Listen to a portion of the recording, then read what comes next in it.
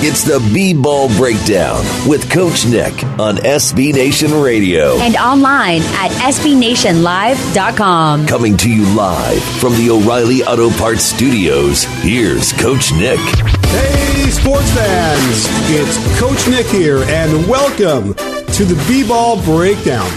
I am really excited to be here on this Tuesday night, as I'm always here every Tuesday at 8 p.m. Eastern, 5 p.m. Pacific, to let you go through a journey of basketball analysis. And what I do is I take the video and I mix it up with some voiceover and I explain what's going on from a coach's perspective. So welcome to the show. It's a great show tonight. I'm going to bring on friend of the breakdown, Jeff Diepenbrock, who is a video coordinator for the Georgia State men's team, and he's going to describe to us what it's like to prepare for the NCAA tournament. They made it this year, and they had a tough first-round pick to go up against, but they certainly had some really interesting insights into what goes on and how you prepare for a team and whether or not you can actually get their team to actually do what you want them to do based on that video analysis. We also have Dave DuFour coming up, friend of the breakdown, and also my partner in crime over my podcast, and we're going to talk about end of the season awards, and also I think I want to get into a little bit deeper dive on which coaches are really on the hot seat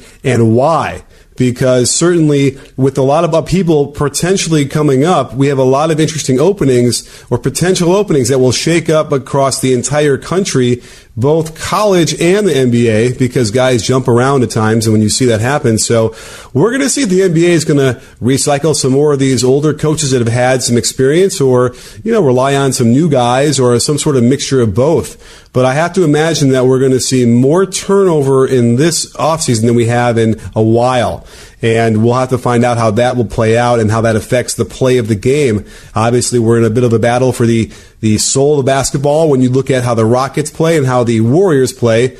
Of course, the Warriors do a lot of passing, a lot of movement, a lot of player movement, ball movement as well, whereas the Rockets get a little bit of that movement, but then by the end of that possession, they're going to go ISO with either Chris Paul or James Harden, the MVP. And they're the best at it of all time, and their offense is the best of all time. But the Warriors are right behind them. So it is interesting to see how that's going to play out and how the new coaches coming up will continue to either embrace or not embrace that style. So don't go anywhere. We have a couple messages to get to first, but when you come back, we will have Jeff Diepenbrock. So don't forget, I'm Coach Nick, and this is the B-Ball Breakdown.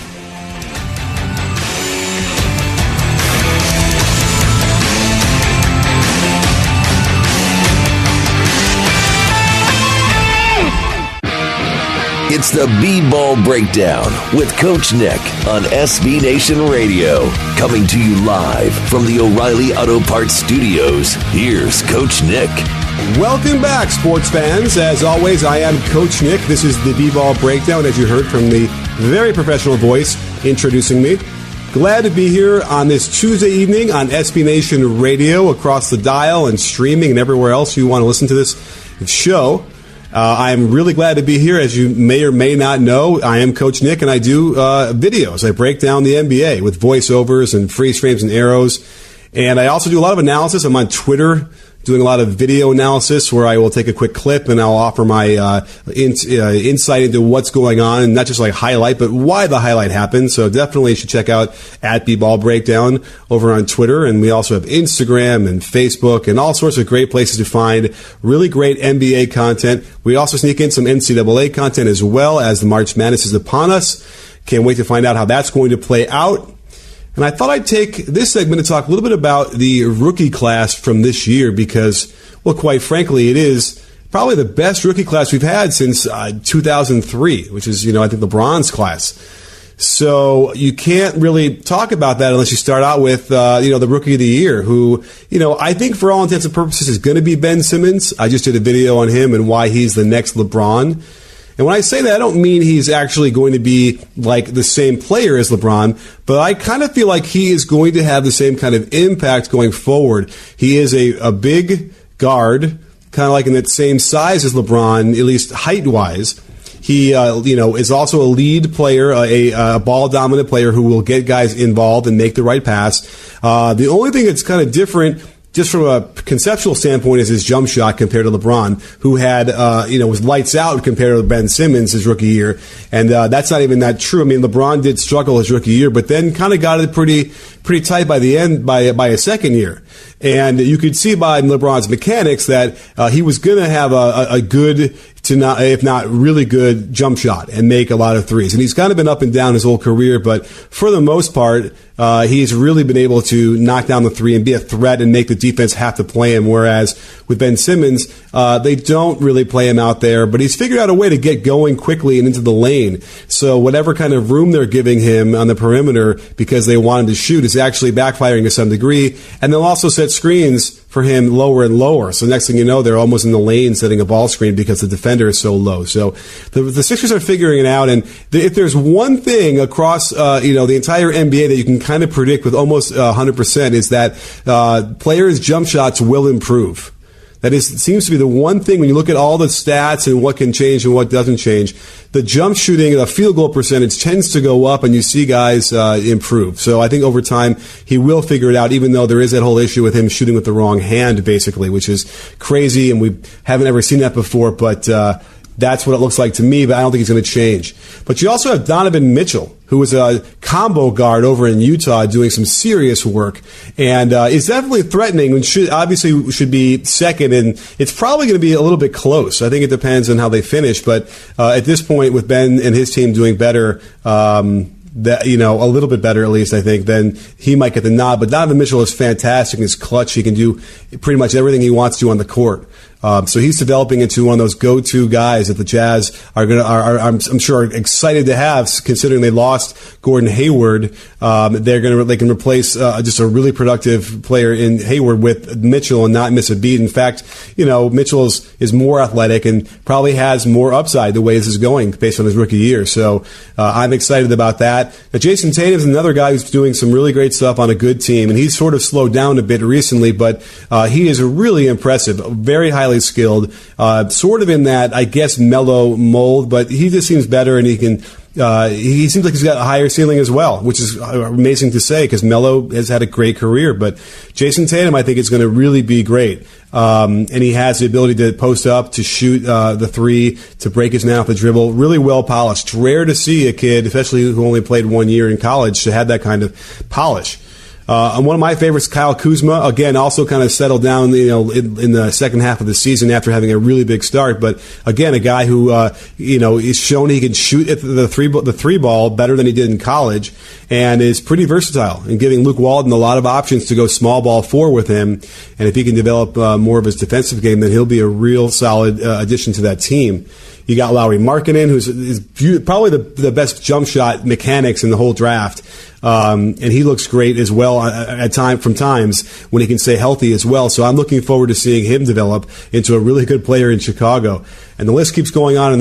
And what really kind of helps the way I'm looking at the footage is really clear vision.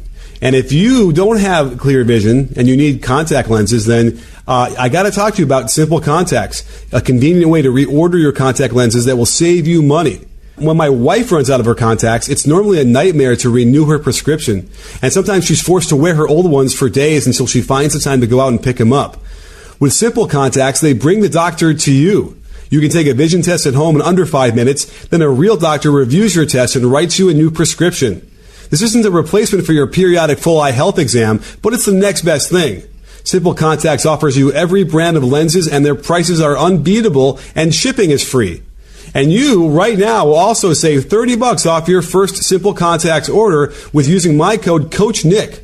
So to save $30 on your lenses, just go to simplecontacts.com/CoachNick or enter my code CoachNick at checkout. And you'll be able to save a lot of money and see really well with Simple Contacts. Well, are there any other rookies we want to talk about? I certainly think Dennis Smith Jr. merits a lot of discussion here. He's been really, really good. And he has also struggled on his jump shot a bit. But again, like I said, that's the kind of thing that will improve over time with a little bit of training and a little bit more getting used to getting comfortable on the NBA floor. But he's a tremendous athlete and has shown a lot with what's going on in Dallas right now. People might not be that excited about the goings on about town, but certainly he is a bright spot in their lineup. You go down De'Aaron Fox up with the Kings. Also, a bit up and down, and the whole Kings organization might be a little bit troubled, and the culture might need, again, more refining, I suppose. But definitely showed that he belongs in the league and can be a really valuable starter ultimately on his team. So I like De'Aaron Fox. I like how he competes. A really great athlete. So, again, keep your eye on him as he develops. Now, Lonzo Ball with the Lakers has also been up and down, and a lot of it has to do with his health. He's missed a lot of games this year. But he's shown in big stretches that he can really shoot the ball. Again, he's cold now recently again, and I think part of it is he's in and out of the lineup and hasn't really gotten a good rhythm. But Lonzo Ball is really a guy who has probably the best vision of anybody in this class, and a guy who can just, really just facilitate an offense and create buckets. I mean, he's averaging over 7 assists a game as a rookie, which is really good. And I have to imagine he's going to ultimately figure out how to finish better at the rim, at the very least, and then continue to be more, what's the word I'm looking for, consistent from three-point land. Because right now it's up and down. And again, he's got the funkiest mechanics we've seen in a long time. And that could very well play into him being inconsistent, which is going to be an issue if he can't sort of straighten it out. But I'm willing to give him the benefit of the doubt for a little bit while longer. See if he can't play, 70 games next year and get in a good rhythm. And the Lakers will, I'd imagine, improve over the offseason with, somebody they're going to sign. If it's Paul George or I don't know if LeBron's really going to go there, but maybe they'll improve on that end as well. And then it'll be a better team around him, and he'll be able to, keep getting more comfortable because clearly he wasn't. The speed was probably a little bit too much for him to begin with, and until he finally settled down, he started playing really well. You have Bogdan Bogdanović over on the Kings, another really good pickup for them, and he's really well seasoned at any rate with what's going on in Europe, how he played there. Really good player, just he can shoot, he can handle the ball, he's got a lot of size, so he's a guy you really want to keep your eye on, and basically in obscurity right now with the Kings, which is really too bad, but that's sort of what happens when you go there. So I have hope for him. Then you got a guy like Jordan Bell, who lucked out. They got bought by the Golden State Warriors. That pick got bought by them, and basically plug him in. He's Draymond Green 2.0, and he had a bit of an injury that put him out for a while, but he's back now in the lineup. I know they love him, and he's going to get some serious playoff minutes this year, which is going to be an interesting thing to see how that plays out, because rookies, in the playoffs, it's sort of a hit or miss thing. But he's played for Tom Izzo. He's definitely got a lot of polish to his game too, and he's like a more athletic Draymond Green. It's pretty crazy when you watch him play. So really great stuff. Definitely the best rookie class we've had in a long, long time. And I can't wait to see how these guys develop. There's even more. So keep your eye out for all those guys. And stay tuned. We got a great show coming up for you. We got Jeff Diepenbrock coming up in a minute. So no clicking, no changing. I'm Coach Nick, and this is the B-Ball Breakdown.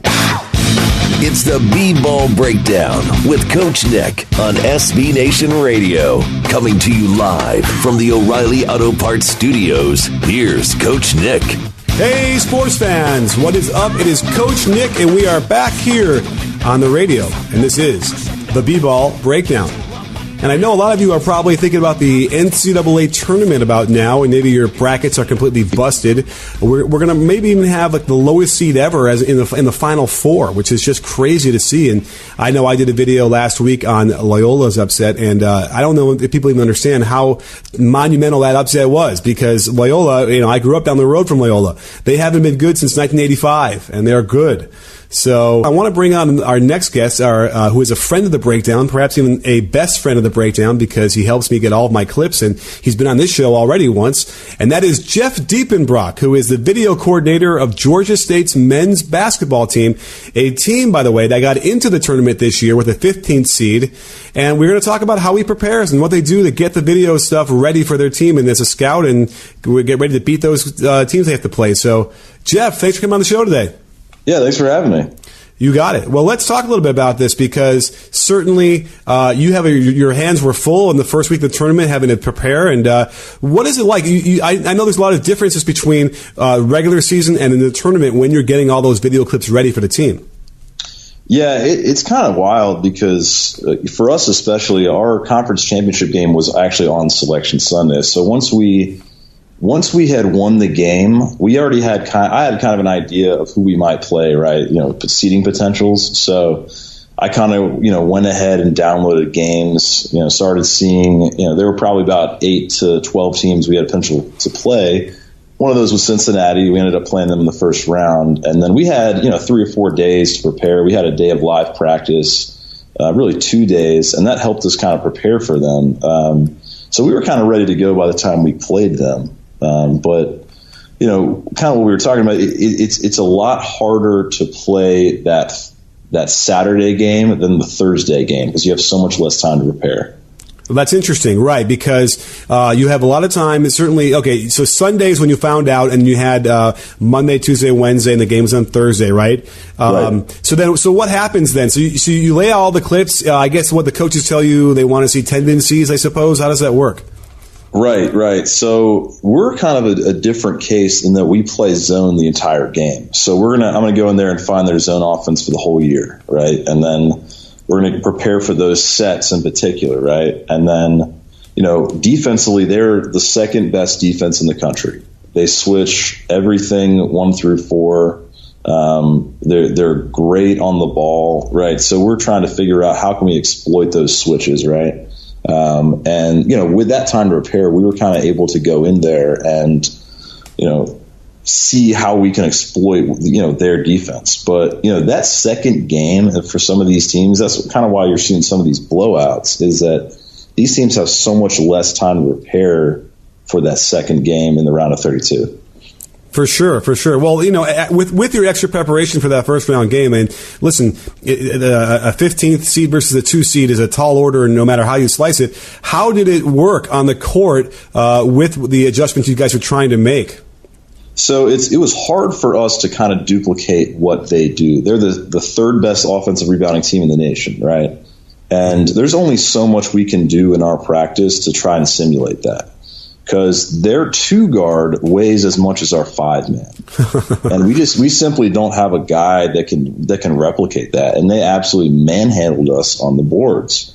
And with that being said, I mean, we were in the game at the 8-minute media of the second half, and granted, their physicality kind of wore us down, but.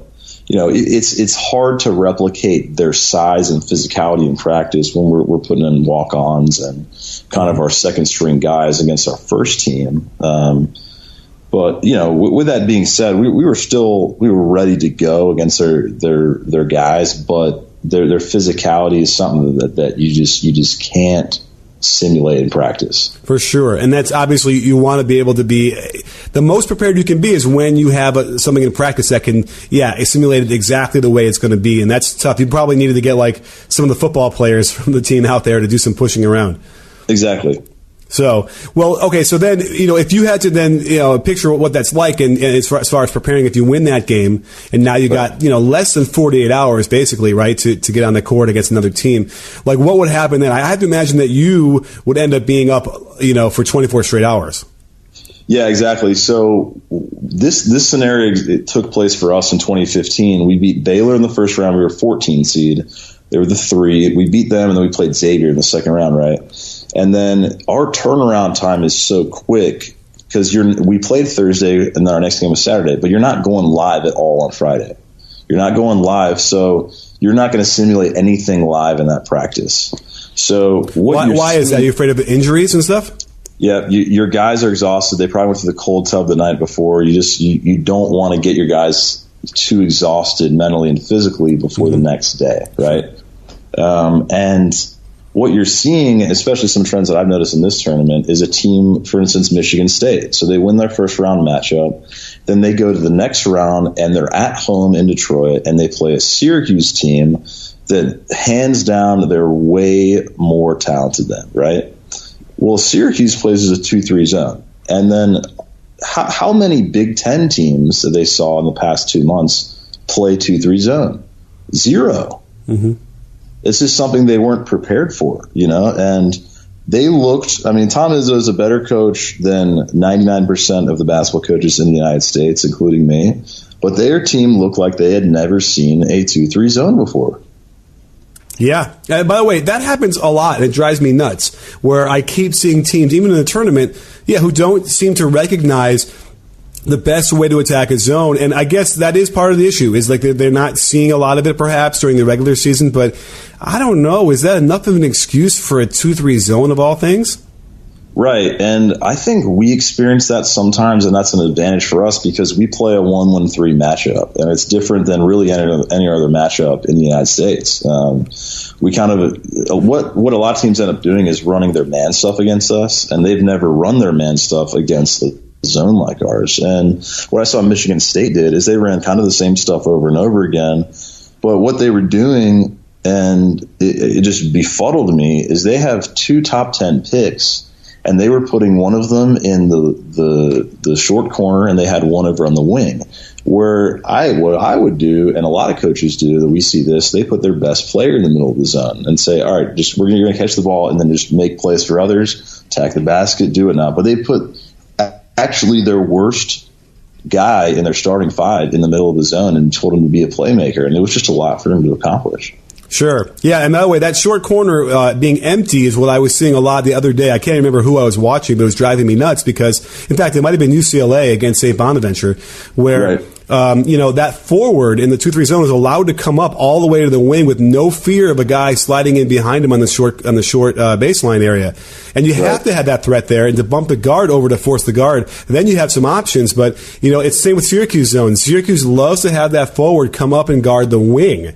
And if you allow them to do that, then you're in trouble. Now you're backpedaling, you can't get an attack. It was really just startling that so many possessions in a row where you continually see the teams just sort of panic and not fill the right spots. It just drove me crazy. Right, and I don't know what Coach Izzo is going to do in a Friday practice if they're playing Saturday, and so I don't know how much live stuff they're doing. But it just looked like their zone offense was just completely befuddled. I mean, there's no way a team that talented should be scoring in the low 50s against against a Syracuse team. And you saw the exact same thing with Rhode Island against Duke, who's playing over 50% zone this year for really the first time in Coach K's career, and it's working very well for him. They're in the top 10 in defensive efficiency, but Rhode Island also is a team that saw the zone, and they just said, their offense was just completely out of whack the whole night. And that was, I think, a lot to do with that short preparation. Yeah, I do feel like a lot of the man concepts in offense could also really work well against the zone, and it's just a question of like how you teach it, what you allow your players to sort of do day in, day out in their drills, because in theory there should be a lot of that action that you're trying to do, like the freeze dribble to suck 2 guys in and then you kind of almost jump in the air to quickly pass or to skip passes. Those are the things that should just be built into your offense regardless. I know when we ran our triangle offense and I didn't run zone, we would always get stymied the first couple possessions when the team went zone, but I try not to panic, and I try not to call timeout. I just let them figure it out. And after a couple possessions, they kind of started to get more comfortable. Yeah, Syracuse's zone, like this. This is why Boeheim's a Hall of Fame guy. Is their zone is just so hard to replicate in practice, and that's because he recruits exclusively long guards and wings. His centers are almost always 7 foot, and so it's just very hard to go practice against that type of length and size. And his zone is just it pushes you so much higher than you want your offense to start because of that length. And Michigan State, they were settling for jump shots. They weren't getting the ball inside, even though they have literally 2 lottery picks over 6'8" on their team. It's just hard to go against that in practice when you don't have that length and size. For sure. By the way, I just had a vision of setting a step-up screen on the wing against that forward, somehow looping a guy along the baseline up, and then once you screen that guy off, and then should be a free pass right to the rim almost, and then the center comes over, and now you got some stuff. So I don't know if I've ever seen anyone kind of do that, but that would be a viable alternative too, wouldn't you say? Yeah, when we play that type of zone, which we do sometimes, for instance, when we play a team like Louisiana Lafayette 3 or 4 years ago, they had Elfrid Payton, and they would just put Elfrid Payton in the middle of the zone. They would have like their 2 guard bring it up, and Elfrid was their point guard, and they'd say, all right, Elfrid, you're going to go in the zone, go in the middle, catch the ball, and just make plays for others. And I think that's when you have a guard that can do that, that's the simplest way to attack a zone. But I think I just don't see it as much as you would imagine that you see it in college. For sure. Well, Jeff, I can't thank you enough for coming on the show today to break that down and giving us some insight into what it's like to be a video coordinator for a D1 team preparing for the tournament. Great stuff. Can't wait to see what's going to happen in this Final Four coming up. So stay tuned, sports fans. Don't go anywhere. We got lots more coming. It's the B-Ball Breakdown with Coach Nick on SB Nation Radio. Coming to you live from the O'Reilly Auto Parts Studios, here's Coach Nick. What is up, sports fans? It is Coach Nick. We are back for another round of discussion about the NBA. And as always, in this time of the hour, I bring on friend of the breakdown, best friend of the breakdown, Dave DuFour at Dave DuFour NBA is where you'd find him on Twitter and everywhere else across the NBA, whatever sphere. Dave, thanks for coming on the show. Best friend, I've been upgraded. I'm flattered. Yeah, we got to come up with something. Now, we have to have different versions of like how close people are, how deep they are in the conversation, if you will. And I don't think I haven't spoken to anybody else as much as I have you over the last 2 years on this game. That's true. You know what? I'm pretty sure that you and I have spoken more than my wife and I have in the last 2 years. So I don't know if that's actually good or bad. Are you doing it right? I don't know. Well, you know what? We should talk more then. I feel like, I want to, let's really push that over the edge and see how far we can go with it. Absolutely. Well, let's get into it real quick and talk a little bit about the awards we have coming up as the end of the season is nigh. You want to run it? I'm not even sure we have a huge discussion about it, but certainly we can run it down. So MVP, we start off the bat. I think we both agree. Yeah, James Harden had this locked up. I don't know, end of December. He's overdue. He probably should have been the MVP last year, though I would have gone with Kawhi last year if Harden would have won. It's hard to argue against it. He's been spectacular this year. Obviously, we know about the scoring, but to be able to score the way he does and to make plays for others the way he has is pretty incredible. I think this has been Harden's season. Would you agree?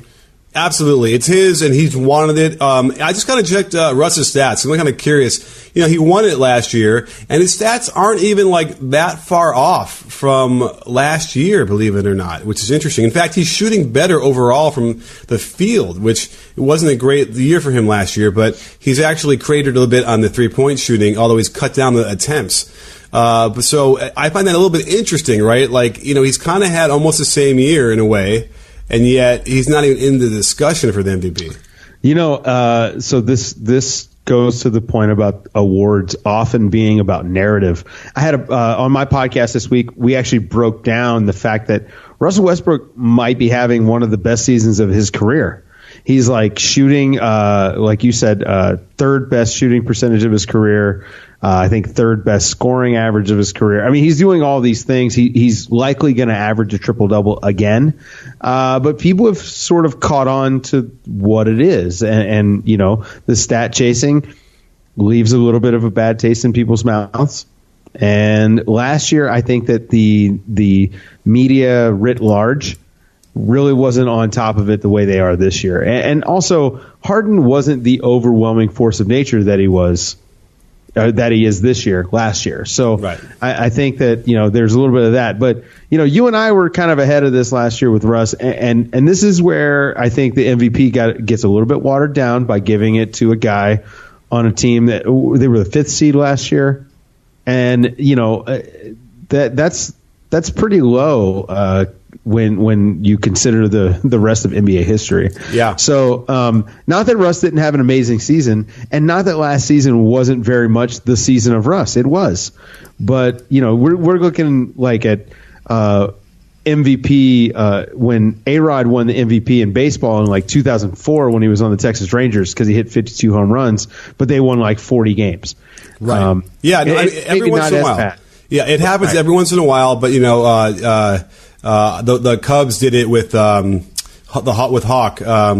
Andre Dawson, their last place team that he won because he had won. I mean, I was in Chicago. I mean, that was one of the more amazing seasons of all time. But at least the Thunder are now on a pace to win more games than last year, which I thought was really kind of strange. They were pretty much on the same pace with like what would clearly be an upgraded roster. So at least they're on their way to winning a few more games this year. So we'll see how that plays out. But let's move on to Defensive Player of the Year and see who your pick is to do that. Well, up until a few days ago, I was saying Embiid. I just thought what he brought to the table. It's a top. I think they're sixth in defense. He's just been incredible. And you could probably talk me into Anthony Davis a few days ago, but I dug into the numbers a little bit, and I just think that Rudy Gobert's season, while truncated due to injury, has been so impactful, in particular on the defensive end. The Utah Jazz have something like a 93 defensive rating when he's on the court this year. Yeah. And that is just crazy. And it's not just that the numbers look good and that there's a lot of minutes there. It is directly contributed to winning. They went on this run where they came from I don't know, what were they, 7 games out of the 8th spot to now being a playoff team. And that was directly linked to him returning from injury. So I think that Rudy Gobert's impact just cannot be overlooked. And screw the number of games, with this arbitrary number that we're all trying to assign to number of games that matter. I think that he has just been very impactful to winning on the defensive end for this team. So I'm going Rudy Gobert, sink or swim. Okay. I mean, Rudy Gobert, I just call up the numbers. His defensive rating on the court is 97.5, which is amazing. It's still really great. And in fact, it goes down when he's on the bench. Their defensive rating is 105.2. So that's one of the bigger shifts you're going to see, I think, of any player in the league. If he plays the rest of the games, he's only going to play 56 games total. And that is the big issue. Otherwise, you think, Embiid has the kind of effect that also erases a lot of mistakes that his teammates make around the rim, and he can also get out there and switch and kind of handle guards and keep them contained as well. So I don't know. I guess it's an interesting era we are in. Russ will get an MVP being on a team that didn't really win a ton of games that we're used to. Perhaps Gobert is going to win this without playing a ton of games. And again, what is 56 games enough? Maybe it is. I don't know. Yeah, I don't know. I'm on cleaningtheglass.com, which is great for advanced stats. Gobert is in the 96th percentile defensively in net rating. So when he's on the court, his team is 9 points better, as you pointed out. And that's in the 96th percentile of the league. That's incredible. Effective field goal percentage goes down 3.6% percentage points when he's on the court. The offensive rebounding rate goes down about 1%, so not much, but still, he makes a significant impact on the team when he comes on the court, in particular on the defensive end. And I just think that it can't be overlooked. And we can literally point to the turning point of the Utah Jazz season as when he came back from that injury. They went on a run, and so I just think that we cannot overlook that. It has to matter. All right. Well, listen, we want to get through all the other ones real quickly because we have another segment we want to talk about in a minute. Coach of the Year, real quick. Got to be Dwayne Casey. Not one seed in the East. No, one seed in the East. Completely revamped everything with the same team. I give it to Casey. Okay, that's probably right. I think that might work. I was thinking D'Antoni, but maybe Casey is the sentimental favorite there. Most improved? Victor Oladipo, hands down. Yeah. What they're doing, the biggest surprise in the league is the Indiana Pacers this year, and he's the leader of that. So I'm with you there. And then Rookie of the Year. Got to be Ben Simmons. I mean, what he's doing is unprecedented. And, I'm the biggest Donovan Mitchell fan that there is. There you are. I really am. But, I think that you've got to give a guy credit for coming out of the gate being great and sustaining that all season. Donovan Mitchell, don't get me wrong, he's been amazing, and he continues to get better. And if you ask me to sort of rank those guys today, they're 1A and 1B. But Ben Simmons has been 1 all season long. I mean, Donovan Mitchell really started this big push kind of mid-December, and he's gotten better month over month, and he deserves a lot of credit for that. And I think this race is going to be tighter than it ought to be. and there's no question about it. Yeah, I agree. I think that's right on, even though Donovan Mitchell, again, I'm really high on him. He's going to be great. His ceiling is very high. So let's do that. We have that all set up and picked. You are listening to the B-Ball Breakdown. I am Coach Nick, and Dave DuFour, at Dave DuFour NBA, is with us. And we're going to talk a little bit about which coaches are on the hot seat and why. And we could probably eliminate the coaches that are interim coaches, because I suspect they're just going to be gone. We have one in Phoenix, and we have one in Milwaukee. Who else do you think is on the hot seat? Well, the report today is that Frank Vogel is on the hot seat. Yeah. And, I mean, I don't know. I hate to see a coach that we know is a good coach kind of punished for what is a flawed roster. You know, and it just seems like this is how it works in the NBA. And so, like, when you and I talk about this, I think it's important to preface any conversation with these coaches can only work with the players that they have.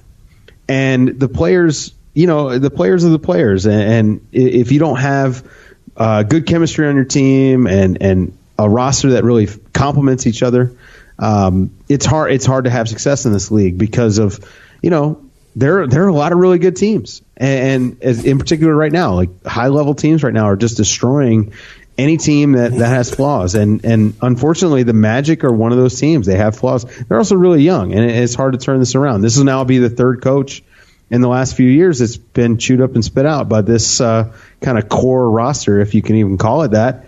And I think it's time for they've got a new-ish front office there, so I expect them to kind of shake things up this summer. And I think Frank Vogel is going to be one of the parts shaken loose. Yeah, well, that would be too bad. We do know. I mean, they started to make that moves where they got rid of Elfrid Payton, and so that was something that I thought was a sort of a good move for them. But you're right. It's a weird roster. It doesn't really fit that well. It's deficient of talent, and it's too bad. Who else do you think besides Frank Vogel in Orlando is on the hot seat? I think Jeff Hornacek is probably run his course in New York. It may be time to get a new voice in that locker room. Yeah. You know, they're going to have a high draft pick this year again. Porzingis will probably be out for the first half of next season with that ACL tear. So it might be a good time to get in some fresh blood. You know, we've heard Mark Jackson's name floated by a lot of people, as we do, and obviously he's got those Knicks connections. So yeah, I think Hornacek is probably on his way out. Hornacek. You know, unless you want to play hockey. I think it's Czech. But okay. Okay. I think where he's come, you know, he's come a pretty far away where he had to deal with the triangle to begin with and that whole rigmarole, and then that went away. And yeah, I don't know. I guess it's interesting to figure out whether or not like that 1 year in Phoenix was an anomaly or what, and how that reflects on his coaching or not. But it's definitely very strange. Yeah, and you know, I give the guy the benefit of the doubt because, I mean, this is basically, if you look at it, you know, minus Phil Jackson, this is kind of year one for him where he's actually doing the stuff that he wants to do. And they were better until their best player went out. And not that they were a playoff team, but this is not a playoff roster. Right. And they were actually performing a lot better until Porzingis got hurt. So, I mean, I'd love to see the guy not get canned. We don't want to see anybody get fired. We want to see all these coaches succeed and do a good job. But especially a guy that's kind of had a rough go of it. So I think that you know, it's not a great situation for him. Maybe it's better to just go ahead and part ways. But I don't think this will be his last coaching job. You know, that year in Phoenix showed me that this guy can succeed in this league. So I think he'll get another shot. This is not the last we're hearing of Jeff Hornacek. Fair enough. or Sec, yes. Okay. I think that kind of covers it. I mean, maybe Mike Malone and the Denver Nuggets ultimately don't make the playoffs like it looks like they're not going to do. Yeah, I mean, we've heard a lot coming out of Denver. How much of that we can actually believe, I don't know. Well, we shall wait and find out and see what happens at the end of the year. But thank you so much for coming on the show, Dave. Another great segment. Don't go anywhere, sports fans. I'll be back to wrap up the show after these messages from our sponsor. I'm Coach Nick, and this is the B-Ball Breakdown. It's the B-Ball Breakdown with Coach Nick on SB Nation Radio. Coming to you live from the O'Reilly Auto Parts Studios, here's Coach Nick.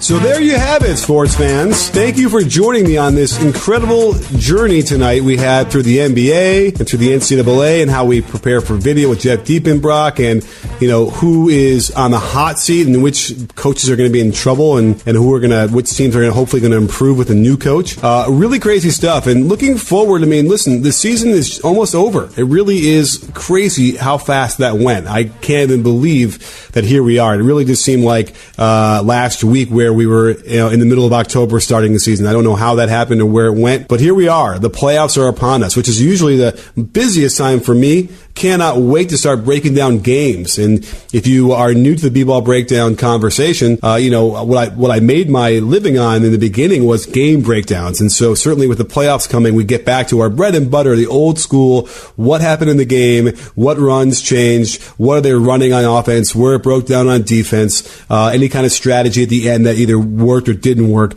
That's what we're going to show you guys on a daily basis and maybe multi-daily basis, if that's even a word. So that'll be really exciting to strap my hat on and get into the playoffs and start breaking down that stuff. And you know what? We don't even know who's going to play who.